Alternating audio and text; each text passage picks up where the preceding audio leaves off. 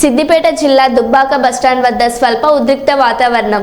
ఈ రోజు ఉదయం దివంగత మాజీ ఎమ్మెల్యే సోలిపేట రామలింగారెడ్డి విగ్రహ ఏర్పాటుకు భూమి పూజ నిర్వహించిన బీఆర్ఎస్ శ్రేణులు. అదే చోట దివంగత మాజీ మంత్రి చెరుకు ముత్యం రెడ్డి విగ్రహం ఏర్పాటుకు భూమి పూజ చేసేందుకు వచ్చిన కాంగ్రెస్ శ్రేణులు. ఇరు వర్గాల మధ్య గొడవ. భారీగా వ్యవహరించిన పోలీసులు.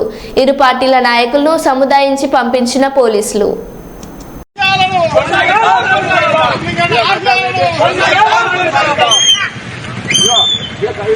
జై తెలంగాణ, జై తెలంగాణ, కేసీఆర్ నాయకత్వం, హరీష్ అన్న నాయకత్వం, కొత్త ప్రభాకర్ నాయకత్వం.